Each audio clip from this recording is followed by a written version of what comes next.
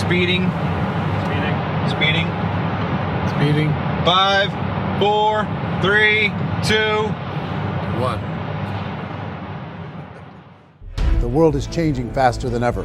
What used to take decades is now taking years or even months. What you see right now is the illusion that people have had for many decades about the workplace being this secure place to work the rest of your life. For the first time in the history of our nation, our children will not do as well as us. We've seen our friends get laid off. We've been laid off. We've had our pay cut. People are overworked and underpaid. They seem to have less time and less freedom.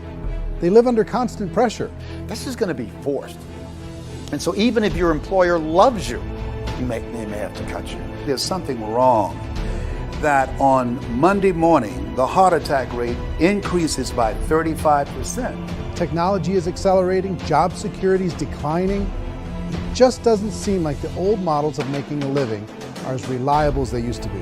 Every aspect of our lives, there's a better way out there, but we're still doing it the old way. We live in the greatest country on the planet, and there are a lot of people sitting around complaining and being cynical. Like everyone's whining about this old model, and I'm like, why don't you leave it? Look at all this over here. Look at all this opportunity. Since so much of our lives revolve around our work and the way we make our living, many people are thinking there just has to be a better way. The biggest challenge facing our world today is not making money, is what are we going to do with all the displaced, unemployed people? People are afraid that they're going to make the wrong decision. People are afraid of the unknown. People are afraid that maybe I don't have the skills. Hey, sports fans. Industrial age is over. It's dead. It's dying. That's why going to school to get a job is an obsolete idea. A steady paycheck is an industrial age idea.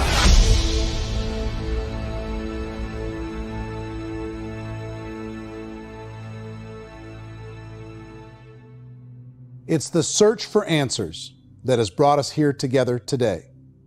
My name is Ерик Уори, and for almost 30 years I've been an entrepreneur, struggling at times, but ultimately succeeding. As a best-selling author, speaker, and business owner, I've spent my entire career helping millions of people around the world to become entrepreneurs. And I believe strongly that there is, in fact, a better way when it comes to how we make a living. The career landscape has changed dramatically, and many are still working in a model that is completely out of date.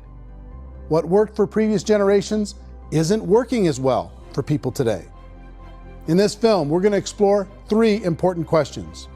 First, what's really going on in our working world today? Second, in this new economy, is it better to become an entrepreneur, or is it safer to work for someone else? And third, if a person decides to become an entrepreneur and start their own business, how can they do it without taking on massive risk? To help in this journey, I've brought together some of the greatest experts and thought leaders in the field of entrepreneurship to share the real facts with you. My intention is to give you new information that will allow you to make choices that are not limited by an old, outdated model. Let's start by understanding what's going on in our working world today.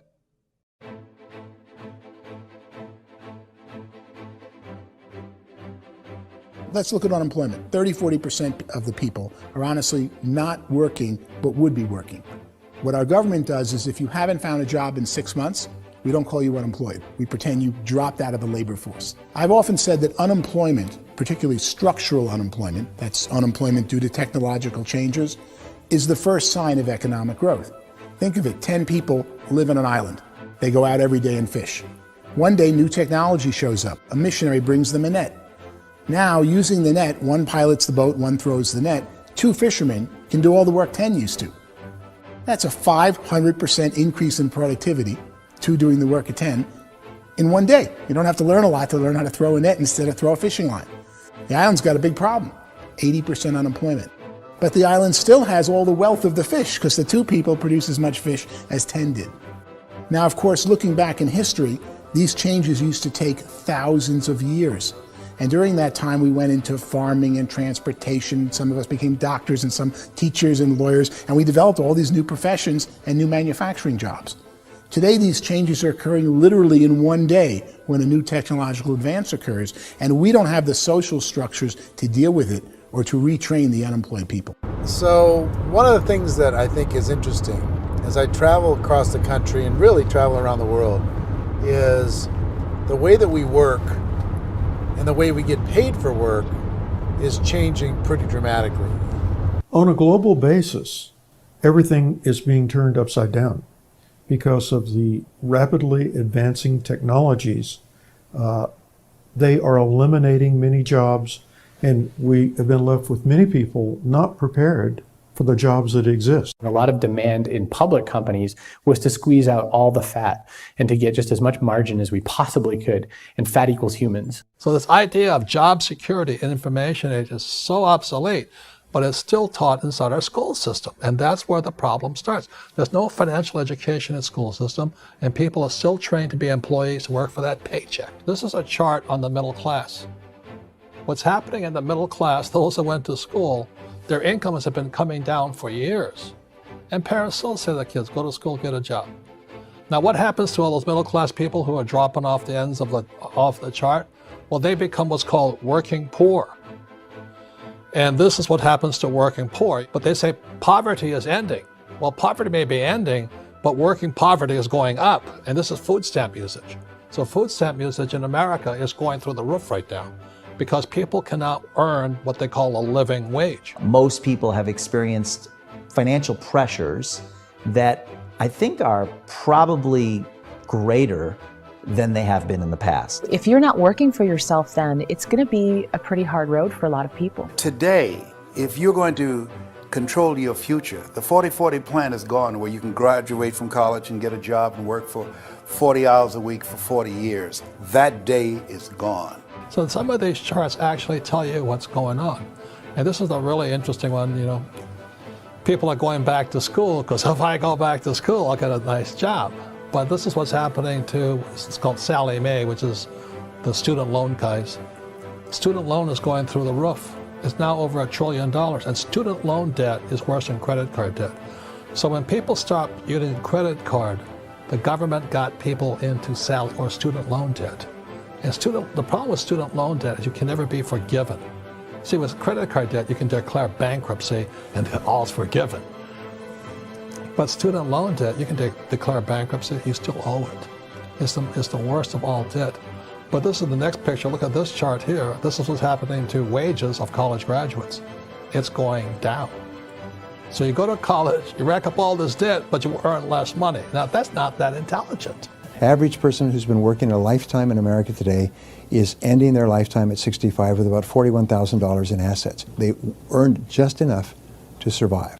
I think in the United States we have something like 17 trillion in debt. That's just the federal government debt. We got another 2 in municipal and in other, let's call it almost 20 trillion government.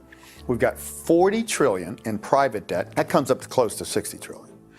When you then add something we never had before, what you were talking about, when we look at the unfunded portion of Social Security and primarily Medicare, Medicaid, that at the most conservative estimates from outside firms, Kleiner Perkins, 67 trillion and growing. That's more than all our other debt. There's less conservative estimates that say it's 84 trillion or higher.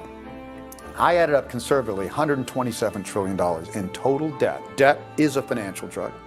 When you take it to excess, it's like taking a drug. Yeah, it makes you feel better, it enhances your performance, but at a huge cost, eventually it kills you. And so that's what happens. We keep doing more and more debt, and you get less and less results, just like a drug, until the debt gets so high that it crushes the whole system. That's where we're at, 8.2 times GDP. You know who I feel sorry for?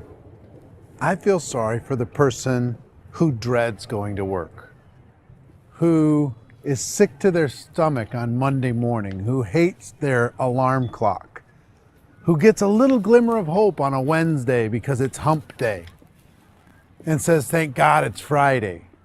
And they live for those 2 days a week where they get to be themselves and they don't have to be around people they don't like, and they don't have to play the political game in the office, and they don't have to live this half life. The person that works 50 weeks a year just to be able to have the 2 weeks for vacation. And you know what happens to most of them nowadays? They don't have a vacation. They have a staycation.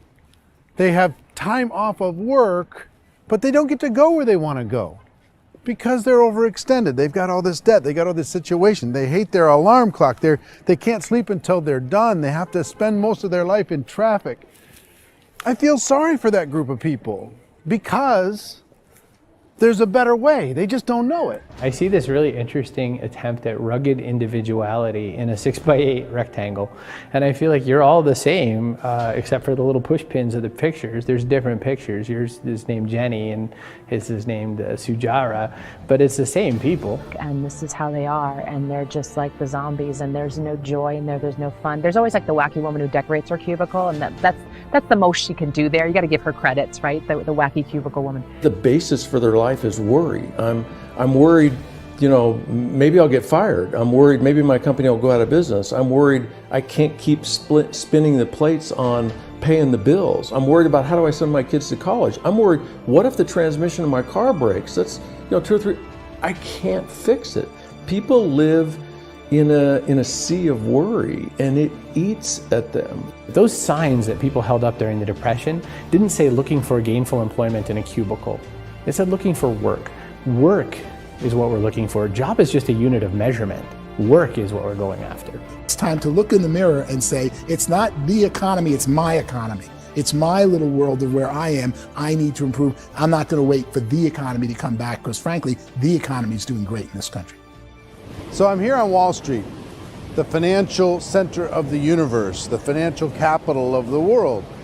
This is where most people's money goes to at least be held for a time, right?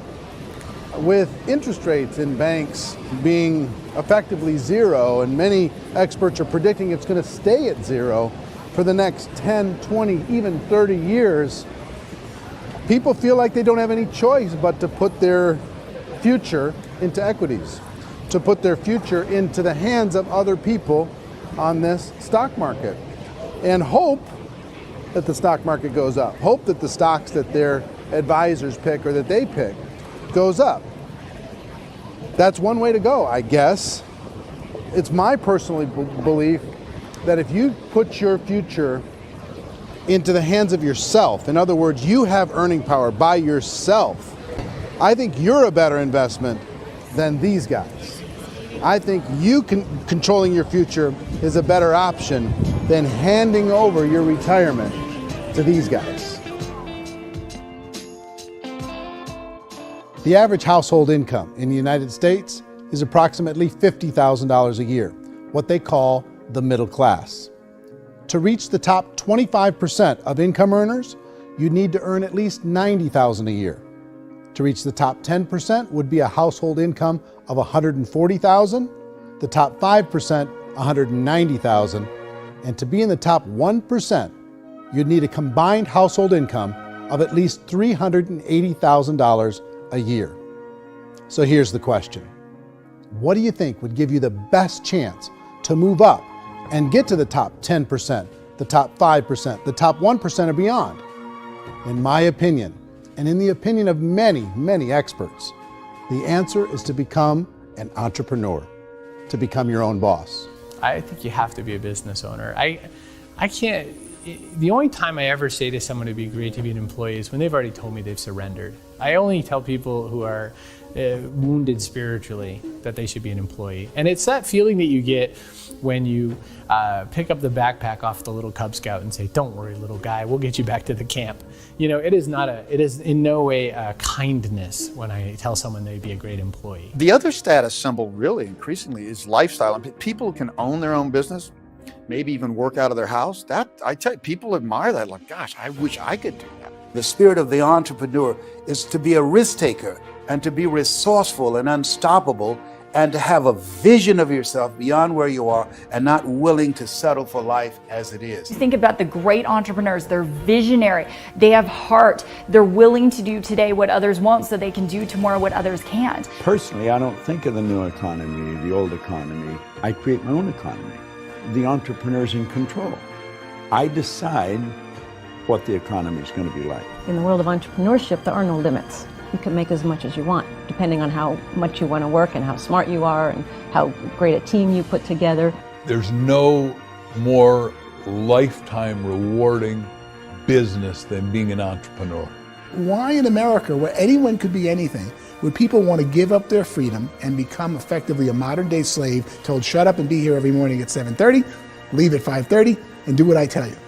If people decide to become an entrepreneur and work for themselves, they have some traditional options, but they're riskier than you might think. Any kind of a retail business, retail build-outs is extremely expensive. Even just these small little yogurt stores where they're putting little yogurt machines and you get all the different flavors, you're spending $200,000, $300,000, $400,000 to open a yogurt shop. I would love to buy a Dunkin' Donuts, but it's a $500,000 or so to start. I don't quite have that just-in-case money. Risk you can lose it all, and most guys do 2 or 3 times, and even big guys like Branson, because I'm such a fan of his, half his companies don't work. If you make $1 million, your problems are going to go. If you make $1 billion, your problems are really going to go. Just the opposite. You and I know when you're making $1 million, you got $1 million responsibilities. You make $1 billion, you got 1,000 times $1 million responsibilities. And most people say, I'd love to be my own boss. 70% of Americans would love to be their own boss, according to recent polls. But they don't know how to get there. Because what are you going to do? One, you could buy an existing business. If somebody's selling an existing business, you have to ask why. Usually because it's probably hard. It's probably not making as much money as they hope. 2, they could buy a franchise. A little less risk, proven system, but it's expensive to be able to do that. 3, they could start something from scratch. And that's where a lot of people feel like, I don't have the chops to do it. I don't have the money. I don't have the product idea. I don't have the expertise. I don't have whatever it's going to take to be able to get there, and I can't risk my family to do it. So, 4th, they could become an investor. A lot of people in this town invest to try and figure out a way, but you got to be pretty smart with that game too, right? Venture capitalists, who are the very best and most sophisticated in investing in new breakthrough businesses, make it on 1 out of 11. That means 10 out of 11 are mediocre or fail. Most of them fail. That's the risk there. An angel investor is lucky to get 1 out of 15 or 20. A business is a team sport. Like, I have to have accountants, I have to have engineers, I have to have systems designers, I have to have sales, marketing, I have to have accounting, I have to have mission statements, I have to have legal and all that. The average Joe Schmo, even me, I go out there, I don't have the skills to put a business together. I think the bottom line for the 4 traditional options is they take money, sometimes a lot of it. They take expertise, and they take time. All of that adds up to just too much risk for most people. I bought a business from somebody else and it was a lot of work. And you start wondering, what did I just buy? Because I guess ultimately I own your email list and I just overpaid for it. People that start their own business, they spend a lot of money, they spend a lot of time, a lot of effort to get things started. And the more you invest on the upfront, the harder you typically work at it. I can tell you what the success rate is of a restaurant. What is it? They're crazy enough. About 90% of them fail. About 90%, in how quickly? Year or less. Wow. And if we're talking non-franchise, we're talking franchise, Sure. That's totally different. Yeah. But our students aren't getting franchise restaurants. You got to invest the big money. Exactly. And with someone like McDonald's, you've had to work with the company for a long period of time, really know the To even have a business. chance at investing $1 Even million. have a chance, and it's a slim chance. What if there was a way that you had all the proven aspects, the comfort aspects, and you could still control your own life? What if there was both? In other words, you didn't have to create everything from scratch. You didn't have to be a super leader. All you had to do, what if there was a proven product already? You didn't have to create the product. And there's a proven system already, proven training already. Everything except an employer. That was the only thing that you didn't have. Do you think more people would be open to working for themselves in that environment?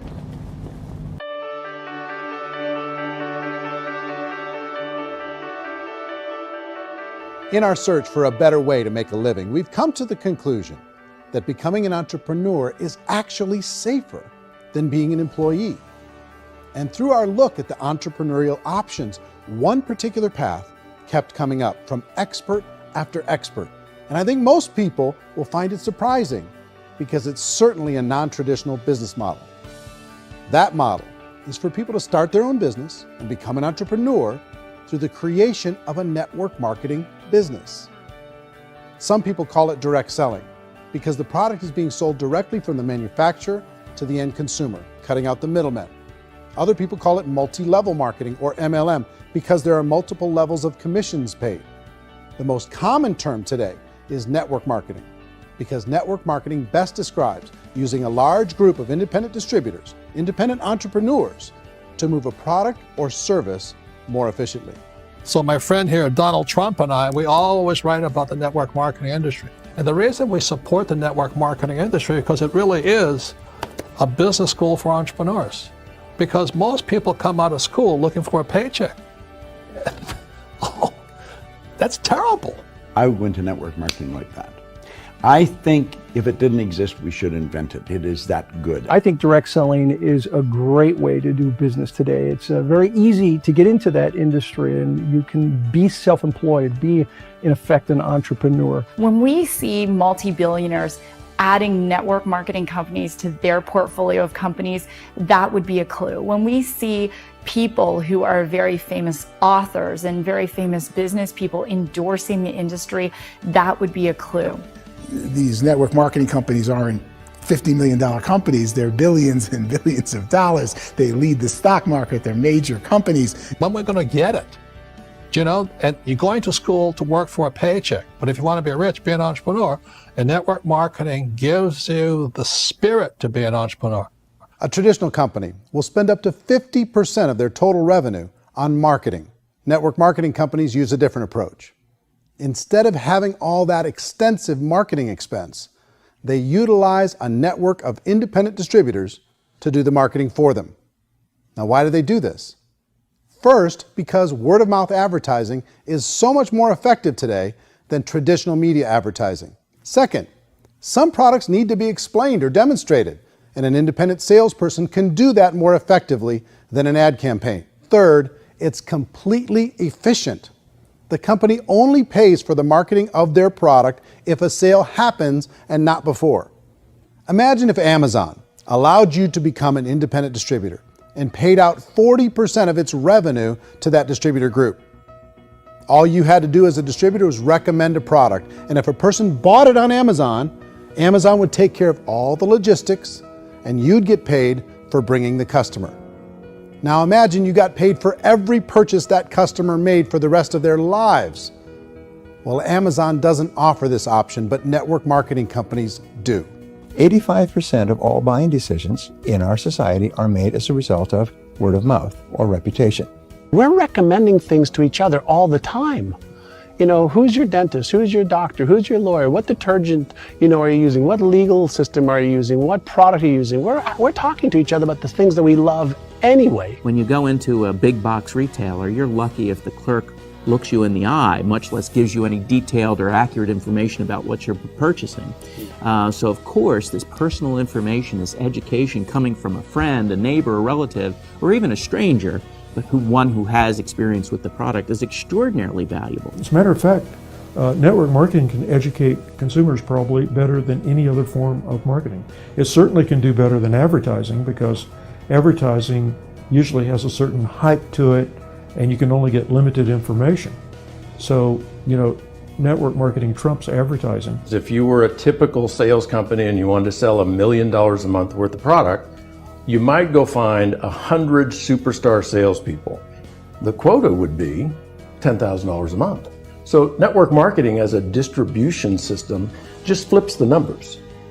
So we use 10,000 happy, raving fans of a particular product, and we don't concern ourselves so much with how much product each one of them individually sells. If they sell just $100 or $200 a month, and there's 10,000 of them, you're selling $1 million to $2 million a month worth of product. And that's the best way I can explain how network marketing works. This is the marketing arm of the company. There's not money being wasted on bricks and mortar. There's not money being wasted on inventory that's sitting stagnant somewhere. There's not of employees standing around that don't have customers. These are people that are going to connect with customers. These companies allow people to become independent distributors for extremely low cost and with no minimum time or sales quota. Essentially, they own their own business and can provide as much or as little sales as they choose.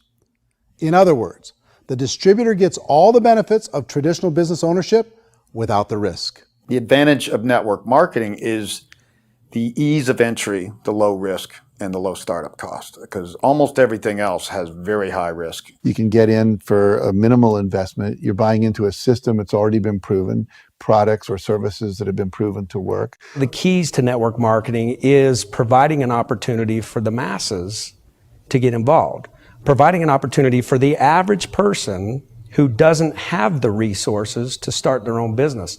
All of this so far is fairly straightforward, but network marketing offers another benefit, and it's this benefit that makes it so interesting for entrepreneurs. Network marketing allows a distributor to build their own network of other distributors and then compensates them on the sales created by that entire group. Direct selling is, at its base, very simple. It's the sale of a product or service to an individual on a face-to-face, one-on-one basis, just the way we're talking right now. But there's an important element as well, and that's the offering in conjunction with that sale of product, the offering of an opportunity for someone to make something of themselves. No matter what your social status is, no matter what language that you speak, I mean, look how many unbelievable people are becoming successful that speak every kind of language out there. What an awesome gift to give the world. Instead of having to work your way up in a system and prove that you could be a sales manager, they just decided everybody can be a sales manager. Everybody gets to build a sales team from day one. And so what that brought into the system of growth as a direct selling company is the concept of compounding or geometric progression. Because now you can actually grow sales force very quickly because everybody is enrolling people in their own sales force. People who are like, oh, this is weird, I'm building a sales team, or what do you think you do at a regular company? How do you think a regular company works? Network marketing is the only industry that doesn't say your past determines your future. It looks at your past and says, okay, now what can we train you to do so you can have a great future? Every other employer out there wants to exploit you for what you already know, not teach you something new. Network marketing has the potential to save the United States and the world, because it's going to teach people not to be employees, but to be entrepreneurs.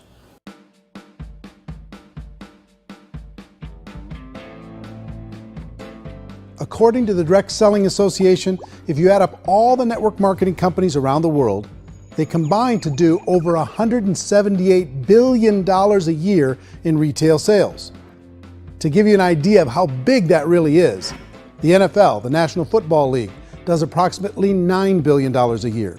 The music industry does a little more than $16 billion a year, and the movie industry does about $80 billion a year. Using a conservative average, network marketing companies pay their distributors about 40% of that $178 billion in the form of commissions, which adds up to more than $71 billion a year. That's almost $6 billion a month. It's almost $200 million in commissions every single day. So it's certainly working, and people are making serious money in network marketing. With the growth of the direct selling industry over the last 10, 15, 20 years, we've seen a broader understanding of the channel. We have seen more and more people getting involved in the business. So our penetration in the marketplace has increased, and thus the understanding in the marketplace of who we are has increased. And we've seen non-direct selling companies look at the direct selling model and say, something's going on there. People are making money. Companies are being profitable, individuals are being motivated, product is being delivered to market. Maybe we should explore this. Some people think only the people at the top make money. Well, let's take a look at that as well. In the network marketing profession, there are roughly 500 people in the world who earn over $1 million a year. If you round that number up to $2 million a year, that adds up to about $1 billion a year. That takes the $71 billion paid out each year down to $70 billion. So where does the rest of the money go? The vast majority goes to part-time people making anywhere from a few $100s a month to many thousands of dollars a month. It goes to people who choose to make it a full-time career move and earning even more than that. Every day, people are using the money they earn through network marketing to pay off debt, have more fun, and improve the quality of their lives. Everyone I know in network marketing has been doing that since the 50s.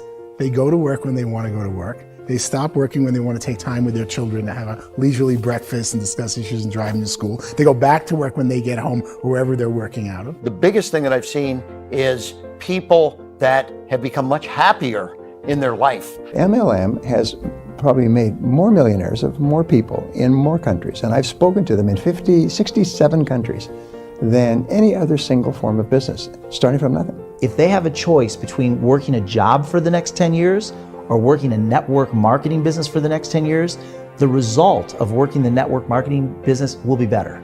A lot of people within the industry go on and make this a career and do extremely well at it. Network marketing has been nothing but good for everyone I know that's been involved with it because they did it seriously and they played full out and they've been very successful. It's been a constant barrage of success stories and people showing off stuff they got as a result of it. How many people are involved?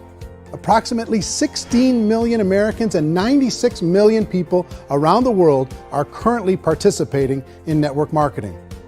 And in a recent poll, 82% of those people report a good, very good, or excellent experience with network marketing. So people are happy.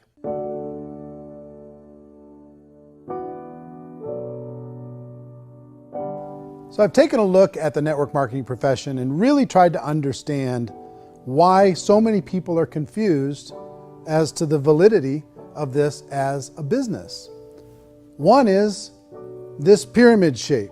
People get really messed up with this pyramid. Oh, it's one of those pyramid things. So I just think there are a lot of haters out there who really don't understand the industry and say, oh, it's a get-rich-quick scheme. It's a pyramid. Well, corporate America is a pyramid scheme. You know what I mean? It goes like this. You have thousands of MBAs, let's say working for Ford or General Motors or Coca-Cola.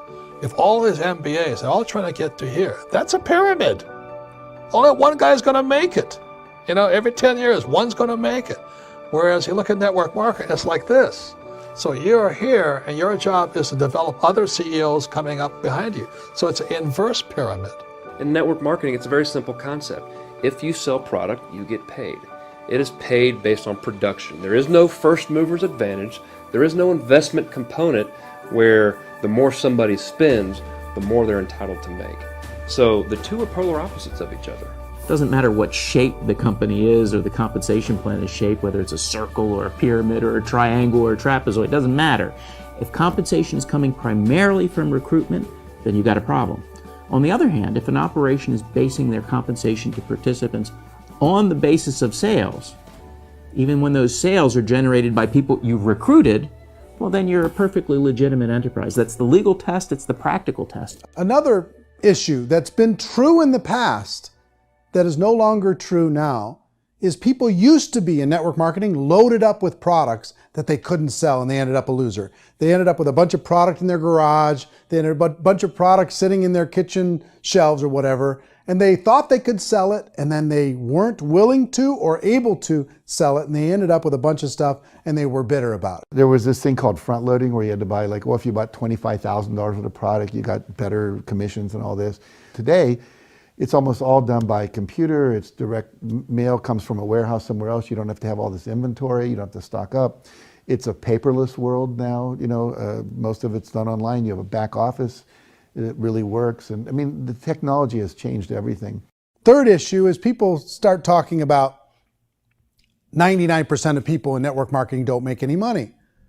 Well, we've talked about that over the course of this journey together. Almost $200 million a day is being paid out to network marketing distributors around the world. The naysayers, the people who say that it doesn't work, are usually the ones who just don't know how to make it work for themselves. And so they're giving you an opinion, and I tell people, don't confuse people's opinions with expertise, because opinions are free. And don't confuse sincerity with the truth, because people could be sincerely wrong. But here's the reality inside of network marketing. The vast majority of people that get involved in network marketing just become customers, and they get involved to be able to purchase product at a lower price. If you take Costco as an example, if a person goes into Costco and gets a membership to Costco so they can get a lower price on the product, we don't call that person a loser because they have a bunch of product that they walked out with with a smile on their face. Yet when some people want to take a look at network marketing, they say, well, those people, they're just using the product and they aren't earning an income, so they must be a loser. They're not a loser, they're a happy customer. That's the vast majority of people that are involved in network marketing. Now, a smaller percentage of those people decide to go build a business. They earn $300 a month, $500 a month, $1,000, $2,000. That's the bulk of earnings in network marketing. And then there's the few that really decide to take it serious, really decide to build a large network, really work to make that network very, very productive. And those people make huge amounts of money and there's no cap. What I do as an outside economist, just somebody looking at this industry like any other industry I speak in and say, look, what's the realities of this? 1% do incredibly well. 10% generate some additional income at pretty low risk and effort, that's not, and 90% of people roughly end up customers. One thing that I think is real when it comes to people's perceptions about network marketing is people put this, and distributors, I think, involved in network marketing have some responsibility for this. They have sometimes unrealistic claims about the product or about the income. Most people who become distributors, they want the money, they want to be successful, but they don't have the skills. They don't know what to do. And when people don't know what to do and they're in a new business, they're scared. And when they're scared, they panic and desperation kind of sets in. So they think everyone they talk to has to get in. So if I talk to you and you say, well, no, I don't have time to do that, they're like, no, I need you. You have to do this or I won't be successful. So I start clawing on you. I start that desperation. So then I start making claims about the product, which are not appropriate, probably not even true. Or I start saying, oh, let me show you how you can make all this money and you don't have to do anything, Eric. And so you just totally misrepresent the opportunity, and you're clingy with people because you think you need everybody to be successful, and you don't. You know, one of the messages that I try to deliver most forcefully to companies as well as salespeople in direct selling is that you don't have to overpromise. The reality is in network marketing, there's a lot of hard work involved. There's a lot of effort. You're going to have to develop yourself. It's a business like anything else.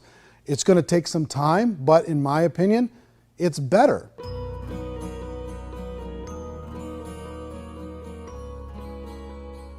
It's light years better for people starting today than it was even 5 years ago. I think it's more widely accepted now, and people understand it is a business. It is being an entrepreneur. It is being a business owner. Our belief system is based upon our evaluation of something.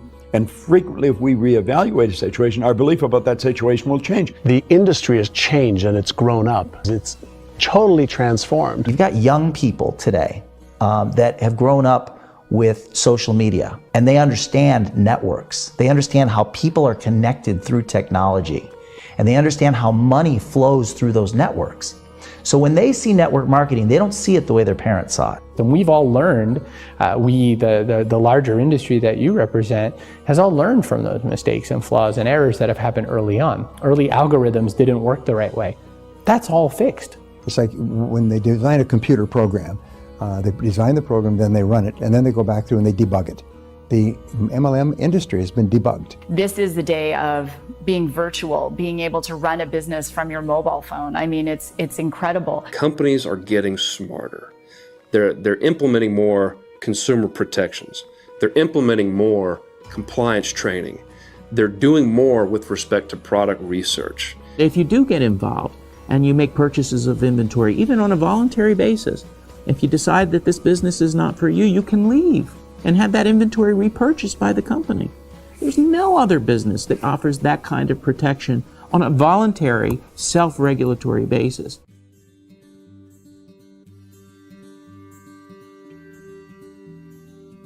If you decide to look further into a network marketing business in order to generate more cash flow for your family, I would recommend reviewing the following 4 elements. First is the product or service. And on the product or service, I would ask 5 important questions. 1, do you like it? Is it something you would feel comfortable sharing with others? 2, is there a recognized need in the marketplace? It's hard to create a need if one isn't naturally there. 3rd, does the product meet that need? Does it solve a legitimate problem for consumers? And 4th, Is it priced to sell? Can it compete in the marketplace? And fifth, is it priced for profit? Is there enough margin for the company and the distributor to be able to generate income for the long term? If you can answer the questions on the product to your satisfaction, the next element to consider is the company itself. Is it well run? Do you believe in the founders or the management team? Do you feel they have what it takes to go all the way? See, it doesn't matter how good the product is if the management can't take care of the company. Good management can change with the times. They can handle adversity. They can make good decisions. Make sure you choose a company that can serve you for a long time. The third element to consider is the compensation plan. And with that, there are three important things to look at. First, a brand new person needs to be able to generate some money fairly quickly. It may be an obvious reason, but you can probably imagine the ripple effect of a distributor getting involved and having even a small victory fast. That can only help with the overall success of the organization. Second, a person should be able to develop a moderate part-time income in a reasonable period of time. As they develop their network and as their sales grow, they should be able to enjoy more benefits. And third, for the people who are really serious, for those who decide to really go pro in the network marketing profession, there should be the possibility to make a serious full-time income if they work hard and are committed to developing their skills. If you're comfortable with the product, the company, and the compensation plan, the last thing you should look at is the support that will be made available to you. Does the company have a website? Does it have a solid online reporting tool? Do they have comprehensive training available? Do they host events to help you build your business? If you decide to do this, what kind of a support system can you plug into? Choosing a network marketing company is a personal decision. But evaluating the four elements of product, company, compensation plan, and support is a great place to start. Is the company promising that you're going to get rich quick or that you can make a lot of money without a lot of effort? That's a red flag. Is there a product that you really believe in that you think can be sold?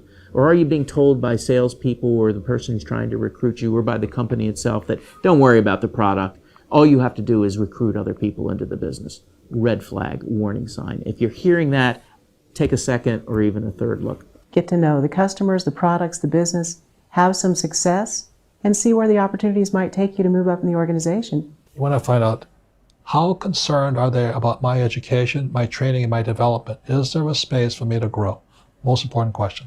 Learn everything that you can about the product. Make sure it's something that you believe in, and learn everything you can about the industry and work that system. You have to be very passionate about whatever that company is doing. I would get involved. You can always test drive anything, you know, the product, the service, the community, and then lean into it a bit. If it feels good, then lean into it a lot.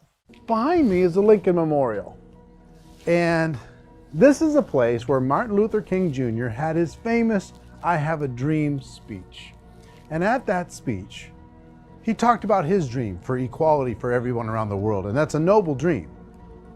But I think more people need to remember what it was like when they were kids and the dream was still alive in them, before it got beaten out of them by reality, by this paycheck, by these responsibilities, and by having to live for this job to pay the bills. I think people need to remember that, go back to that. Once they know that there's a better way, I think their future is going to be much brighter. They can live a better life.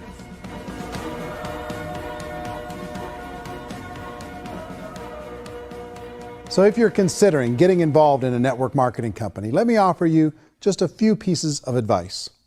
First, network marketing isn't perfect. It's emotional, it's challenging. Like any entrepreneurial venture, it can have its up days and its down days. But if you have an entrepreneurial bone in your body, it's just better. Second, if you're gonna do it, decide to be professional. Decide to go pro.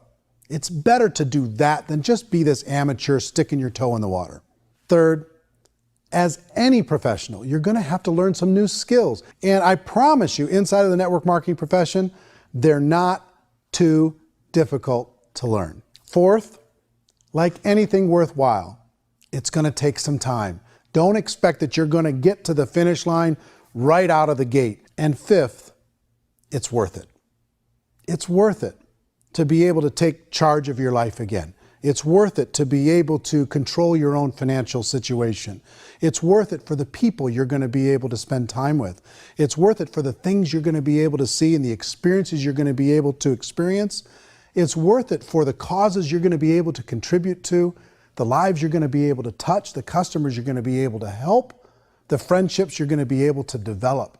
I promise you, it's worth it. Remember, most people are searching for answers just like you are.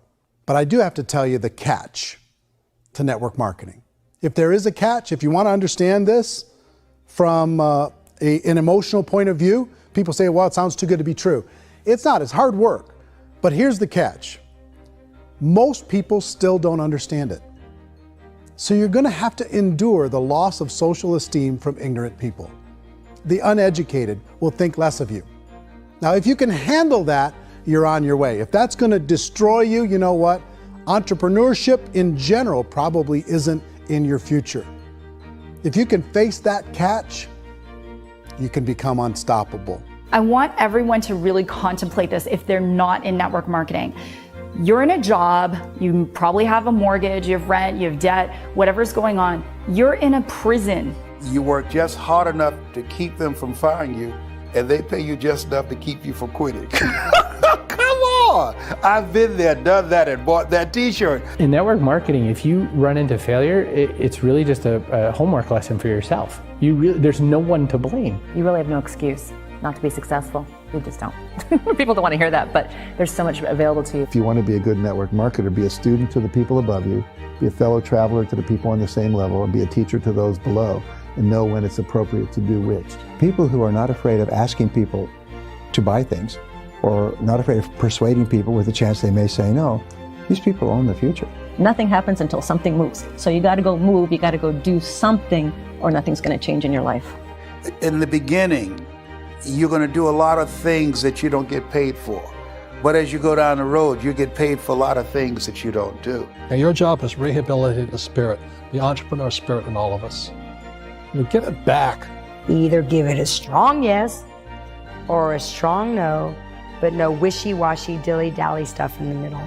There's dreams and there are nightmares, but I believe that the biggest nightmare of all is when you don't pursue your dream. You're going to see some monumental growth in this profession. It's an exciting, exciting time to be involved with the network marketing profession. The next 10 years, I see just exponential growth. When that tipping point comes, it's not a matter of asking somebody, have you ever heard about network marketing? You're really asking them, which company are you building your wealth in? We are here to fix the world, to improve relationships with other people, to improve other lives.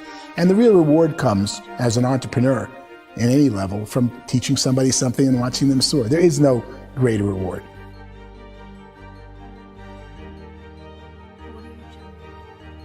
Life's too short to spend it living someone else's dream instead of your own. It's too short to spend it living at a fraction of your potential. Can being an entrepreneur be a challenge at times? Sure. But here's what you get in exchange. It can be yours. Something that you built, something that you created, something that you made happen. This balloon represents your dream. It represents entrepreneurship. My wish for all of you is that you would reach out and grab it. The choice is up to you.